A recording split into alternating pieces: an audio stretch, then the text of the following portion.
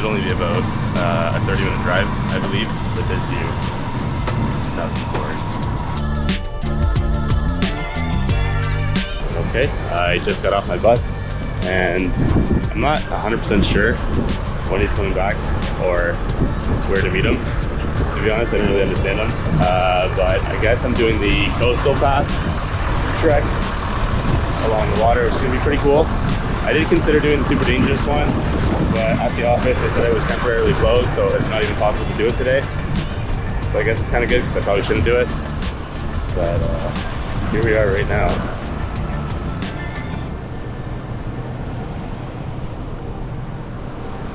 Honestly, I feel at this point any one of these paths will be incredibly amazing. I haven't even started the trek yet, and I've had to layer up. I'm wearing my leather jacket now underneath. Who would have known Arctic winds would be so cold? But right behind me here is the Mundo post office. This is the old post office from back in the day. It's pretty neat to see. Quietest post office in the world. That's pretty sweet. Just loaded with stickers now. I love stickers. I'm trying to collect as many as I can. So far, I have one.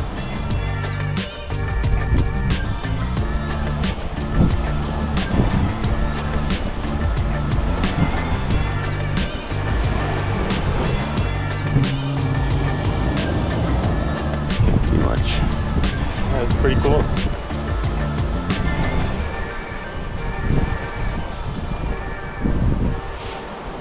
Probably gonna have to wear my toque.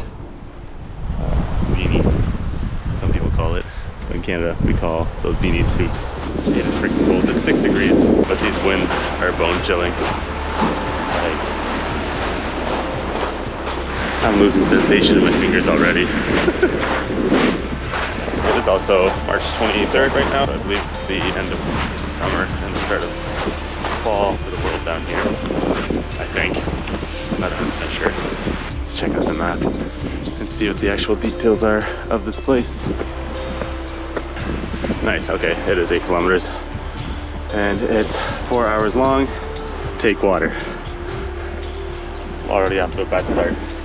No signal, obviously. I don't even have a phone here. But here's the path. We're starting from right there, making our way all the way there. Let's go.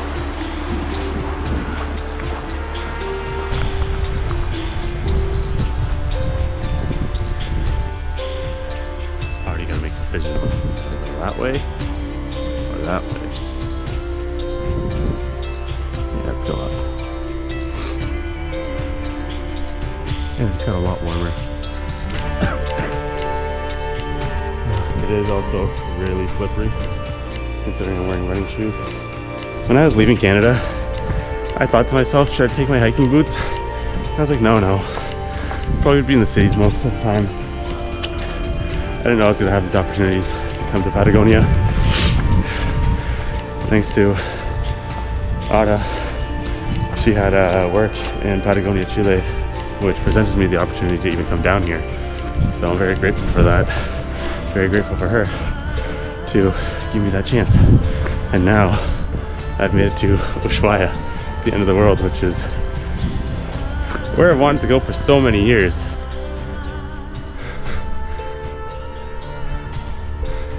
Just listen to that. The birds in the water. They're all over the place, but they're tiny. They're really hard to see. I'm just so blown away by how beautiful this is. Half of it doesn't even seem real. Every time we approach the coastline, it just feels like I'm in like a fictional movie of some sort. It's unbelievable. It's hard to believe that I'm here. It's like I'm in Lord of the Rings or something. These trees are just ants, and they're all gonna start waking up and walking around. Hopefully they're friendly. Nice boat. That would be fun. Drive around the coast. Let's check that out. Also, the color of the stone is amazing. It's like a sea foam green.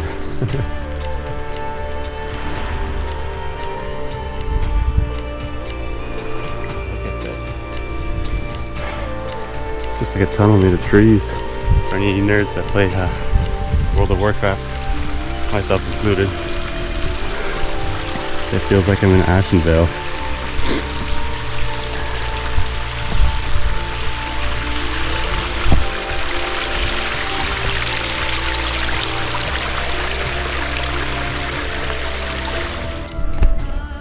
Yeah, if I had gone on the difficult path, the mountain one, I most likely would have died, like instantly.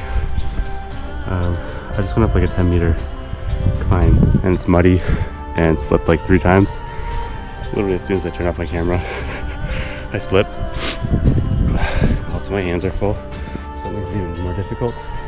But this would be an awesome base camp if you're just camping here. It's at the top, it's quiet. There's no wind right now. And we've got views of the water and the mountains. And down we go. Yeah, like this doesn't look strenuous at all. And typically it would be easy. But you do need shoes. They make a big difference. Always come prepared. As you may have noticed, I have not planned any of my trip or my videos. I kind of just like to talk to my friends, my audience, and show people what I'm doing without kind of planning. It's just going as my days go and what comes up, what's good, what's bad.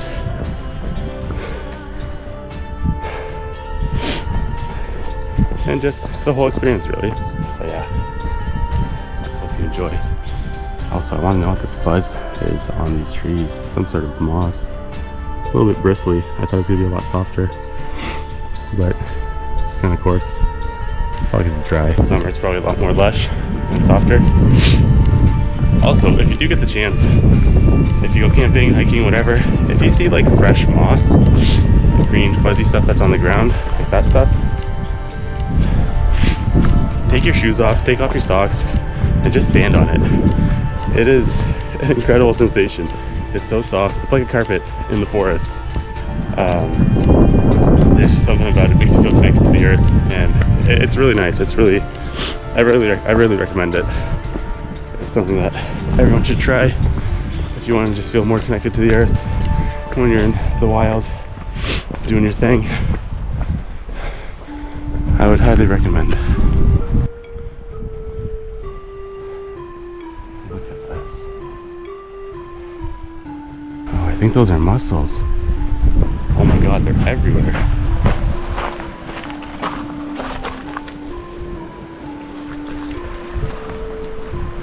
Don't want to go any farther because I don't want to step on any of the little ones over here.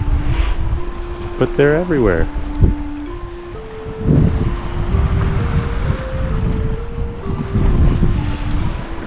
I don't know enough about marine life to know if these are alive or dead, but I don't want to take my chances. I'd rather preserve what is there. That's another thing. When you're out in the wild, respect the environment. Preserve what you can. Don't damage what you can. Like that moss I was touching. I don't know if I should have been touching it. Maybe not. But I think it was just moss, so it might be okay. But just try not to damage anything. Be respectful and considerate.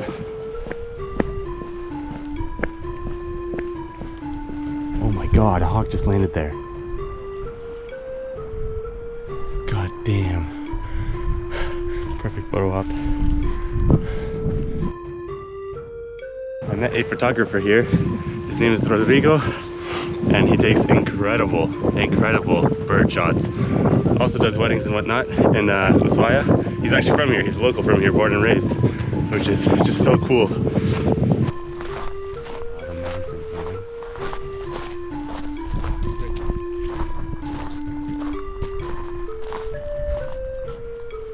So those mussels that I pointed at earlier on, I got some new advice from my friend here, Rodrigo, and apparently they're super poisonous because it's a little bacteria in the shells that is going to kill you in a few minutes.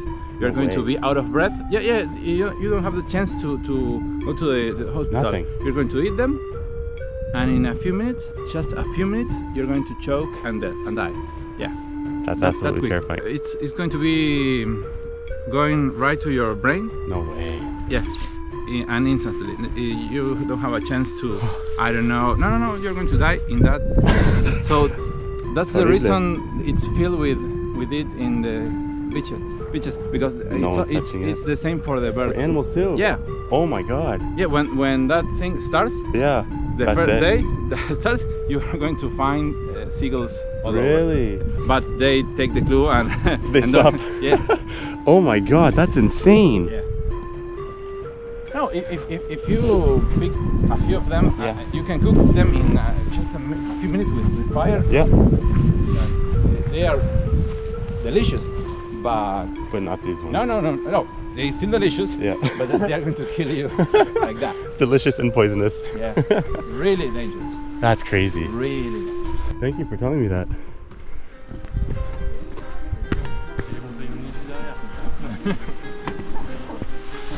Oh no. We saw a few of the little twitchy birds, similar to a sparrow, but not a sparrow. But they're just so quick and hard to capture. Also, he's a Lord of the Rings fan as well, and he said this part of the forest becomes a lot like Lord of the Rings, which is insane. And again, I highly recommend proper gear.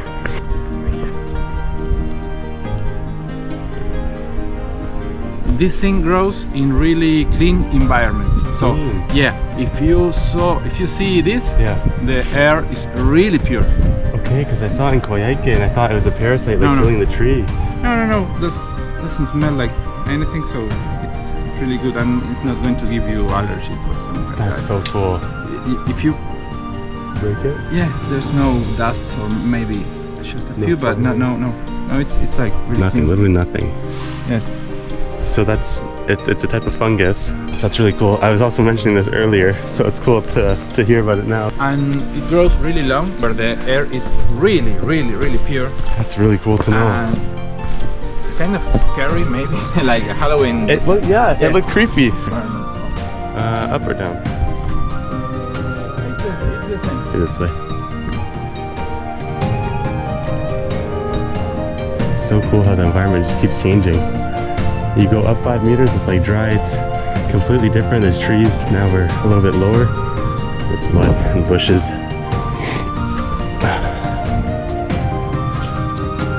Look at this place. This is literally out of a book. This is what you imagine when you picture mystical forests. This place has just been a dream. Absolutely incredible. So apparently there are parrots here. You've seen a few, the green ones, and it's really confusing to me because parrots are obviously a tropical bird. And when I was in Coyhaique in Chile, Patagonia, Chile, I thought I saw some flying around and I could hear them because I heard them in Peru and they sound similar, and I was like, no, there's no way.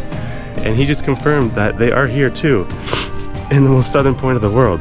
It's like, what the hell are you doing down here? You're a tropical bird. I guess this looks kind of tropical too. But you're a tropical bird in Arctic winds, and it makes no sense. Nature is incredible. Carry on. Super slippery. I could not believe that, because I'm seeing a lot of vegetation and wildlife that are similar to what I would see in Canada. And then on top of that, you have parrots, and there's also owls here. And it's just like, how do these two things come together? I don't know, but it's very impressive. Patagonia blows my mind. Every time I think I know something, something else happens.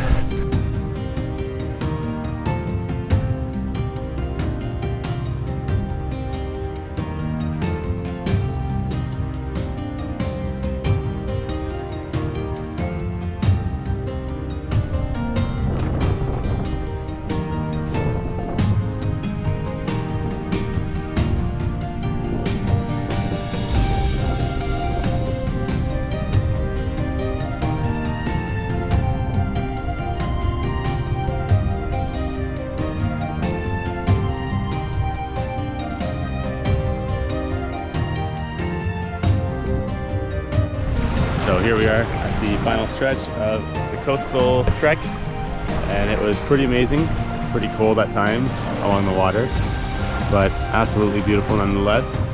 I would highly recommend this. It is right now 3:11, so I missed the first bus, but I'm going to take the 5 o'clock one, so I'm going to try and see if I can make another trail.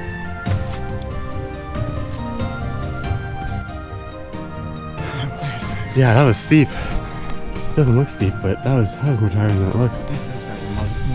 It does. It really does look like you're in a movie. The beginning of the book or the movie. Yeah. When they hide from the. Yeah, where they jump behind the tree roots. That's this tree in Lord of the Rings, where they're hiding from. Was it the orcs? I can't remember. No. Those black. Yeah, the shades. Yeah. The shades are trying to find them, and they hid behind the tree. That's what this feels like. I almost said the Dementors, but that's yeah. Other movie.